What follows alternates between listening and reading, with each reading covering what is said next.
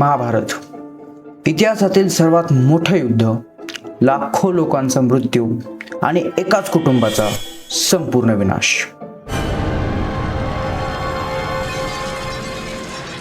पण या सगळ्या गोष्टीचा जबाबदार नेमकं कोण होतं? दुर्योधन, जो त्याच्या अहंकाराने अंध झाला होता. धृतराष्ट्र, जो प्रेमात इतका आंधळा झाला की न्याय विसरला. की शकुनी, ज्याने सुडासाठी म्हणजेच आपल्या बदल्यासाठी संपूर्ण हस्तिनापूर जाळलं. महाभारतात अनेक लोकांनी चुका केल्या. अंगराज कर्ण, पितामह भीष्म, आचार्य द्रोणाचार्य, सगळ्यांचे काही ना काहीतरी दोष होते. पण या तिघांपैकी एक जरी बदलला असता तर हे युद्ध झालंच नसतं.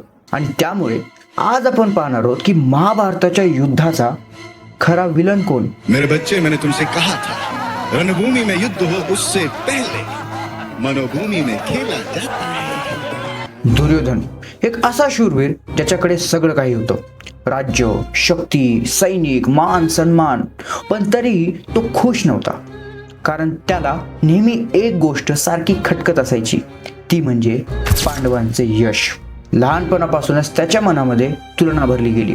भीम तुझ्यापेक्षा अधिक शक्तिशाली आहे, अर्जुन तुझ्यापेक्षा अधिक चांगला धनुर्धर आहे. पण ही तुलना बदलत गेली द्वेषामध्ये. दुर्योधनाला राज्य कधीच पाहिजे नव्हतं. त्याला पाहिजे होती फक्त आणि फक्त पांडवांची हार. आणि त्यासाठीच त्याने भीमाला विष देण्याचा प्रयत्न केला, लक्षागृहात जिवंत जाळण्याचा प्रयत्न केला, द्रौपदीचा अपमान केला आणि शेवटी सगळे युद्ध स्वतःहून आपल्यावर ओढून घेतलं. पण एक गोष्ट लक्षात घेतली पाहिजे की दुर्योधन जन्मतः विलन नव्हता. दुर्योधनामध्ये जन्मतः द्वेष नव्हता. दुर्योधनामध्ये द्वेष तयार झाला. दुर्योधनाचा विलन तयार झाला. ते म्हणतात ना, villains are not born, villains are made. कारण त्याचा अहंकार, त्याची इनसिक्युरिटी, त्याची जेलेसी, या सर्व गोष्टी ज्या त्याच्या डोक्यात सारख्या यायच्या, त्या डोक्याने त्याला पुढे न्यायच्या ऐवजी मागे नेलं आणि तयार केला महाभारताचा एक विलन. पण महाभारतात फक्त दुर्योधन असता तर नक्कीच तो विलन ठरला असता. पण आपल्या समोर आहेत अजून दोन पर्सनॅलिटी ज्या दुर्योधनापेक्षा सुद्धा कमी नाही आहेत. धृतराष्ट्र म्हणजे दुर्योधनाचे वडील आणि सर्वांचे जाणेमाने असे शकुनी मामा. आता दुर्योधनाचा माइंडसेट हा फक्त त्याचा होता असं नाही, तो आजही माइंडसेट पाहायला मिळतो. म्हणजे स्वतःही वर जायचं नाही, पण जो वरती जातोय त्याला खाली खेचायचं. सोशल मीडियावरही हे घडतं. कारण जेव्हा एखादा क्रिएटर पुढे जातो तर त्याला सपोर्ट करणाऱ्यांपेक्षा त्याचा कंटेंट नीच आहे, त्याचा कंटेंट खूप खालच्या लेवलचा आहे हे म्हणणारे लोक जास्त असतात. आणि यालाच म्हणतात the mindset of Duryodhan. Dhritarashtra म्हणजेच द फादर ऑफ दुर्योधन. जर फक्त दुर्योधन दोषी असता तर एवढं महाभारत झालंच नसतं. जेव्हा एखादी चूक होती किंवा मोठी क्राईम होतो तर त्या क्राईमचा दोषी तो क्रिमिनल असतोच, ज्याने ती चूक केली तो असतोच. पण त्याहून मोठा दोषी तो माणूस असतो जो हे सर्व पाहतोय की हे क्राईम घडतंय, पण तो त्याला थांबवत नाही. तो त्याला प्रोत्साहित करतो की चल कर. काय होतंय, आपल्या मित्र सर्कलमध्ये, आपल्या फ्रेंड सर्कलमध्ये सुद्धा असे बरेचसे फ्रेंड्स असतात, जेव्हा त्यांना माहीत असतं की आपल्याकडून चुकीचं काम घडतंय, ते आपल्याला थांबवायच्या ऐवजी आपल्याला अजून प्रोत्साहित करतात की चल कर, मी बघतो काय होतं ते. आणि तिथेच आपल्यासोबत उभा असतो एक धृतराष्ट्र पर्सनॅलिटीचा माणूस. एक असा माणूस जो शारीरिकदृष्ट्या तर आंधळा होताच, पण तो एवढा खतरनाक होता की मानसिकदृष्ट्याही आंधळा झाला होता. त्याला माहीत होतं की दुर्योधन खूप चुकीचं काम करतोय, शकुनी त्याच्या मनात विष पेरण्याचं काम करतोय. पण त्याने त्याच्या मुलाला कधीही अडवलं नाही. कारण तिथे एक राजा नसून एक बाप होता. आणि इथे त्याने सर्वात मोठी चूक केली. प्रेम आणि अंधप्रेम यामध्ये खूप फरक असतो. चुकीची गोष्ट घडतीये आणि आपण जर त्याला नकार दिला तर त्याला प्रेम म्हणतात. पण माझा मुलगा आहे, माझा रिलेटिव्ह आहे, काय झालं, चुकीची गोष्ट केली तर केली, तो माझा रिलेटिव्ह आहे, मी बघून घेईन, असं म्हणणारे लोक यांचं कॅरेक्टर धृतराष्ट्रापेक्षा कमी नसतं. पण या धृतराष्ट्राने नेमकं काय केलं? ज्यावेळेस द्रौपदीचा अपमान होत होता तेव्हा तो शांत बसला. जेव्हा जुगारात संपूर्ण राज्य जात होतं तेव्हाही तो शांत बसला. जेव्हा महाभारताच्या युद्धासाठी आपला मुलगा रणांगणात जात होता तेव्हा सुद्धा तो शांत बसला.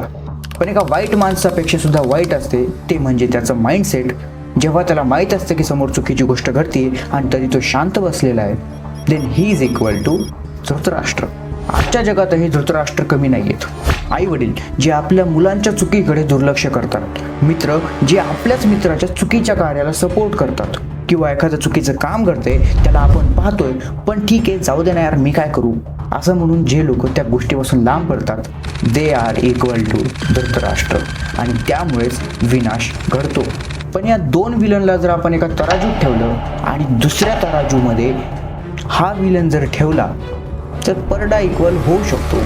आणि त्या दुसऱ्या परड्यात ठेवलेल्या विलनचं नाव आहे जाने माने शकुनी मामा, दुर्योधनाचे मामा आणि धृतराष्ट्राचा मेहुणा.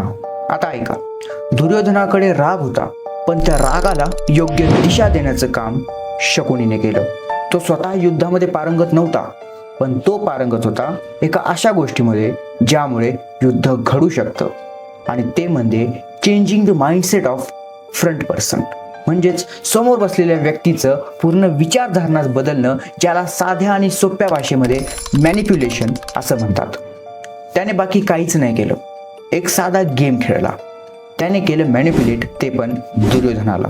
म्हणजेच पांडव हे तुझे शत्रू होते आहेत आणि जर तू आता काम नाही केलं तर पुढेही आयुष्यभर राहतील. म्हणून हे राज्य तुझं आहे, तुला ते राज्य मिळवायचंच आहे. त्यासाठी तुला काहीही करता येईल तर ते कर, मी तुझ्या पाठीशी आहे. आणि असं सारखं सारखं हॅमरिंग होत होत दुर्योधन त्याच्या मामाच्या हाताचा प्यादा बनला. जे मामा सांगेल ते दुर्योधन करणार म्हणजे करणार. जुगाराचा खेळ असो, द्रौपदीचा अपमान असो, किंवा एवढं मोठं झालेलं युद्ध असो, या सर्वांच्या मागे एकच चेहरा होता, तो म्हणजे शकुनी मामाचा. तो स्वतः कधीच त्याचे हात घाण करत नव्हता, तो दुसऱ्यांकडून ते करवून घ्यायचा. आणि त्यामुळेच या शकुनी मामाला एकदम डेंजरस विलन असं म्हणलं गेलेलं आहे. आजच्या जगातही ही गोष्ट घडते. महाभारत हे खूप जुनं आहे, ते वाचून त्याचा आणि आजच्या जमान्याचा काहीही संबंध नाहीये असं म्हणून महाभारत वाचणं किंवा ऐकणं टाळू नका. बिकॉज महाभारतातल्या लोकांचा माइंडसेट आज सुद्धा आपल्या पिढीमध्ये पाहायला मिळतो. ते कसा, तर दोन लोकांचे मुद्दामून भांडणं लावणे, ज्याला आपल्या भाषेमध्ये कळ लावणे असं म्हणतात. दुसरी गोष्ट, ज्यावेळेस दोन लोकांची भांडणं चालू आहेत, जेव्हा तुम्हाला माहीत असतं की तुम्ही जर इनपुट घेतला तर भांडणं कदाचित थांबू शकतात, पण तुम्ही ते इनपुट घेत नाहीत कारण तुम्हाला भांडणं पाहायला मजा येते. ज्यावेळेस दोन लोकांची भांडणं चालू असतात त्यावेळेस तुम्हाला तिथे आनंद मिळतो. म्हणजेच ही प्रवृत्ती शकुनीच्या इक्विव्हॅलंट आहे. कारण जगात तलवारीपेक्षाही खतरनाक असतात ते लोक जे आपल्या मनाशी खेळतात. मेरे बच्चे, मैंने तुमसे कहा था, रणभूमि में युद्ध हो उससे पहले मनोभूमि में खेला जाता है. आणि हे लोक कधीही पुढे येत नाहीत, पण ह्यांच्या मागे नेहमी डिस्ट्रक्शन सावलीसारखं उभं असतं. ते जिथं जातात तिथे वाद विवाद, काही ना काहीतरी अडचणी आल्या म्हणजे आल्याच. मग आता आपल्या पहिल्या प्रश्नाकडे येऊयात. मी 3 पर्सनॅलिटीज नॉर्मल एक्सप्लेन केल्या, मग या तिन्ही मधले नेमकं विलन कोण, कोणामुळे हे महाभारत घडलं, दुर्योधन, धृतराष्ट्र की शकुनी? तर उत्तर आहे हे तिघही. कारण महाभारत कोणा एका माणसाच्या विचारामुळे किंवा एका माणसाच्या प्रवृत्तीमुळे झालंच नव्हतं. आणि म्हणूनच या संपूर्ण महाभारतामधून मी फक्त हे 3 कॅरेक्टर्स निवडले. कारण दुर्योधन म्हणजे एक अनकंट्रोल्ड इगो, धृतराष्ट्र म्हणजे मौनावरचं प्रेम, आणि तिसरं म्हणजे शकुनी म्हणजेच एक विषारी मॅनिप्युलेटर. महाभारत हे फक्त एक युद्ध नव्हतं, ती एक वॉर्निंग होती की जर इगो वाढला, जर आपण चुकीच्या गोष्टीवर शांत बसलो आणि चुकीच्या लोकांना आपल्या मनावर राज्य करू दिलं तर प्रत्येक घरात, प्रत्येक नात्यात एक छोटंसं महाभारत चालू होऊ शकतं. आणि शेवटी प्रश्न असा आहे की या तिघांपैकी आपल्यामध्ये नेमकं कोणतं कॅरेक्टर आहे? व्हिडिओ आवडल्यास लाईक करा, शेअर करा आणि चॅनलवर नवीन असाल तर सबस्क्राईब करायला विसरू नका. जय श्रीराम.